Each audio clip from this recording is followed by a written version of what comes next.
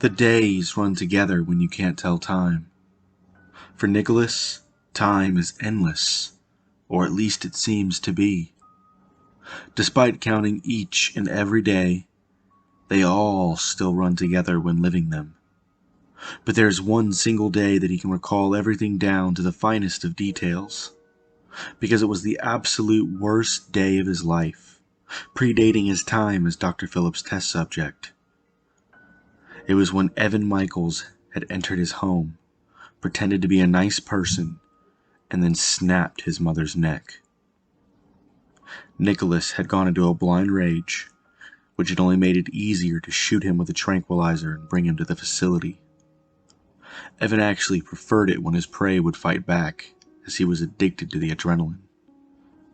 Perhaps slaying the same people across the multiverse just hadn't lost its appeal yet.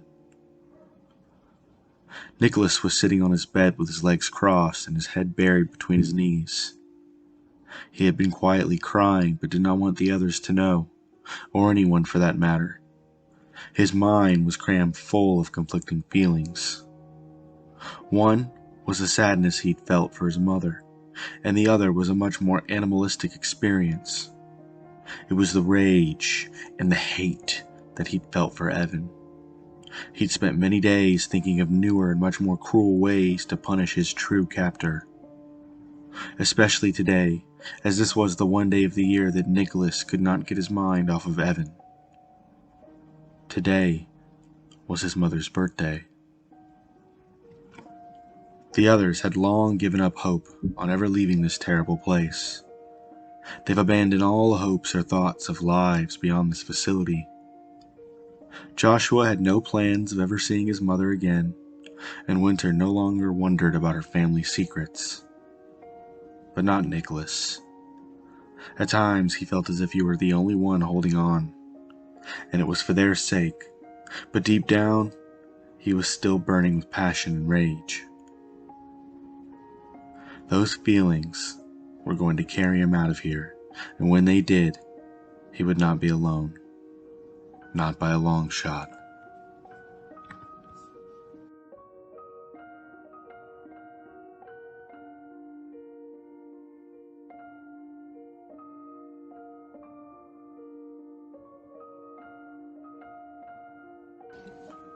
Damn it!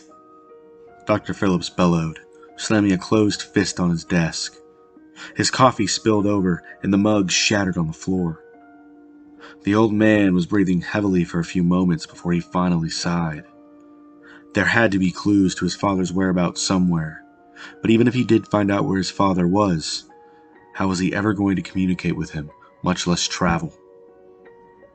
The doctor viewed countless files from over the years, rewatching dream after dream after dream until his eyes wanted to melt. When he got to Nicholas's, he nearly skipped over them. But then the thorough scientist within him forced the old man to pull out the files and begin sifting through them. Most of Nicholas's dreams were the same, featuring alternate versions of him that were never realized as psychics and went on to achieve many sports dreams. In some worlds, he played for the NBA, the NFL, and other sports that only existed on other Earths. When he had watched them all, Dr. Phillips rolled his eyes and turned off his monitors. He powered down his computer and he yawned. Dr. Phillips groaned as he got up and took one last look at the monitors. He knew he had to be close to finding out something. If Evan couldn't figure out the infinity tattoo, Martin Phillips would have to find his father more directly.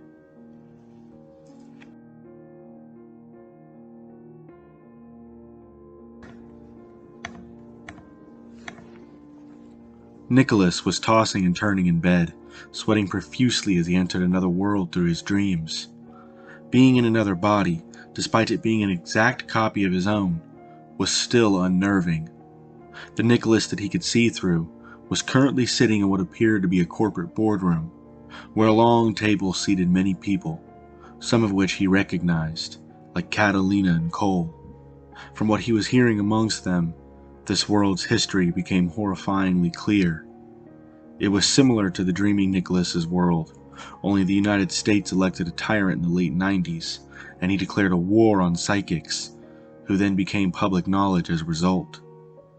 There were mobs, bounty chasers, police, and actual hunters and assassins employed by the government.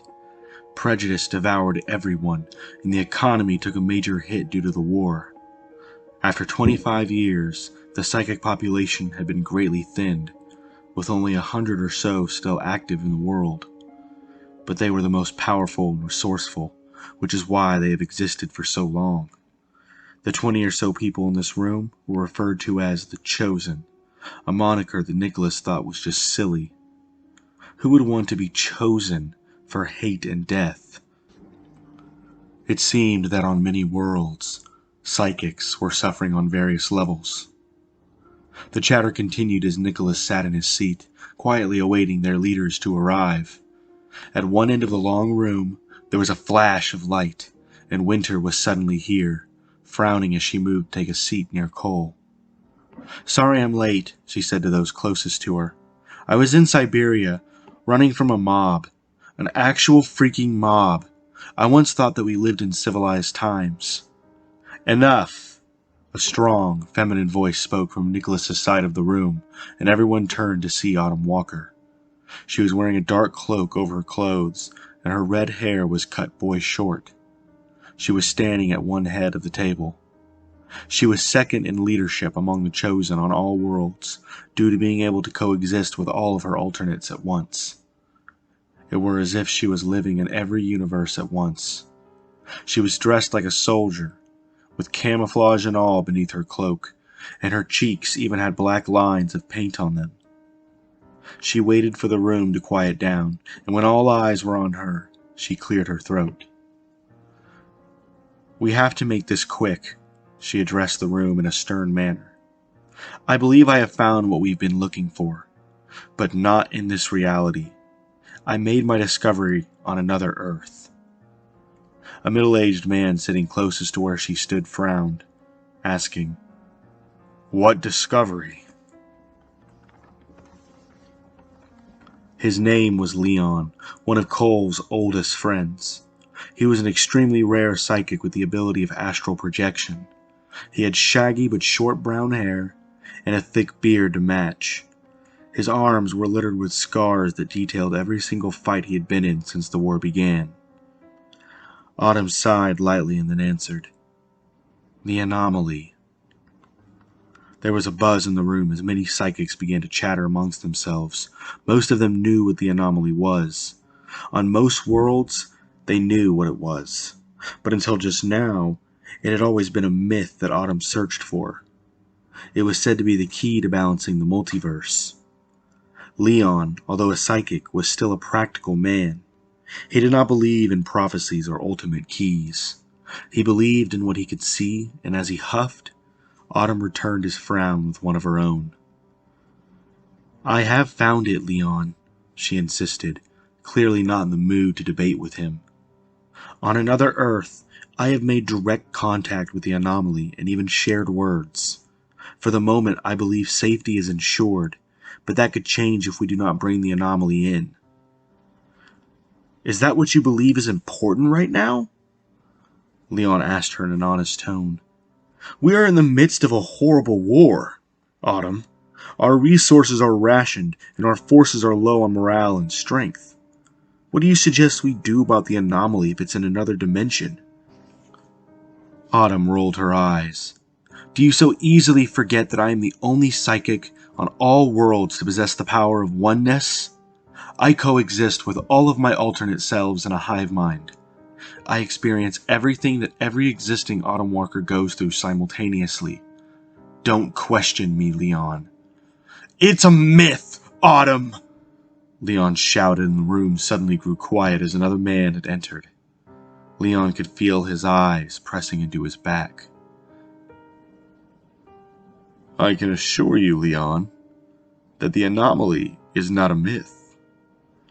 This new man spoke calmly as he then moved towards Autumn at the other end. He wore a dark, blood-red robe and sported a long, thick beard that reached his chest. His hair was silver with hints of white here and there, but he seemed to be in great shape for his age. Isaac, Leon addressed the other man. Do not fret, Isaac assured him, raising his hand to halt his words. I can understand your skepticism. Most of the time, it's one of your strengths.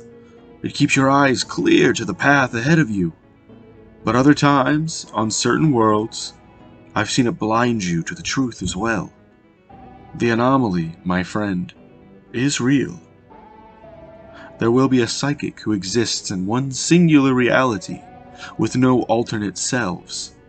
Isaac continued as his eyes looked over everyone in the room. This psychic will not be bound by universal laws, and will be able to save realities. But sir, is it really wise to go searching for something in another reality? Leon insisted. This world is already lost, Leon, Isaac said, his face drowning in shame and sadness. It's just a matter of when at this point. I am sorry, my friend. There were gasps and whimpers across the room as several others began to whisper amongst themselves. Isaac gave everyone a moment before raising his hand to quiet them. This doesn't mean annihilation, he told them softly. If we can keep the evils that lurk the multiverse from finding the anomaly, we can prevent any and all corruption. Once we have the anomaly, they can be trained to save worlds. Leon was going to say something but then didn't, deciding that it wasn't worth arguing with a man who knew better. Autumn looked across the room, and when her eyes found Nicholas, she peered into him for a moment. A look of panic stretched across her face, and she grasped Isaac's shoulder. He looked to her and frowned before she motioned for him not to speak. She then pointed to Nicholas. We have an alternate Nicholas streaming through the eyes of our own, she announced, and there were several pairs of wide eyes across the table. Normally, this would be harmless, but nowadays, in this world, it meant their cover had been blown. This meeting is over, Autumn continued, her eyes scanning over the room in horror. Our enemies from other worlds have certainly heard everything. The Nicholas watching us right now is being held by them. Autumn and Isaac began to make their way towards the door, as everyone else began to stir as well. Nicholas looked around the room, but it was this world's native Nicholas that was doing so. He was in a panic, having been told that another version of himself was peering through him. He wanted to connect with him somehow, and speak to a variant of himself. Before anyone could even make it to the door, it opened, and death walked into the room. A man wearing a suit strapped with bombs and dynamite was staring at them, his eyes full of violent intent. He was holding a trigger in one hand, with his thumb resting gently over the button. He was pale and tall, with long gray hair that reached past his elbows. His grayish eyes scanned the room until he was satisfied with his find, and he then grinned. Who are you?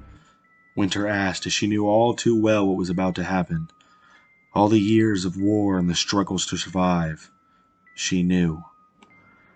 The man turned his head for a moment as he seemed to be listening to some device plugged into his ear, hidden beneath his hair. On the back of his neck, however, an infinity tattoo was revealed, with two oval shapes circling into one another. Of course, only Autumn and Isaac knew what this meant, as they shared a deeply concerned look with one another. Isaac's eyes rolled into the back of his head, and Autumn stood in front of him like a human shield. Sacrificing herself was nothing new. She had an unknown number of duplicates, each of them living in separate universes. She would still feel the grip of death, and she would still suffer, but at least her mentor would be safe.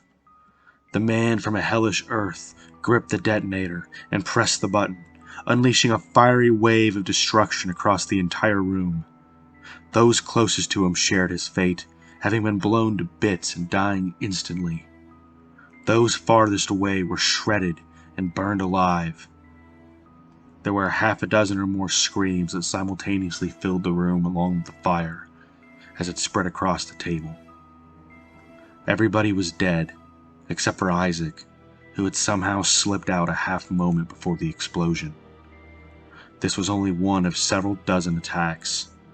Most of the others had been performed against world leaders and people who could fight back, those who could resist. The invasion of this earth by another had begun.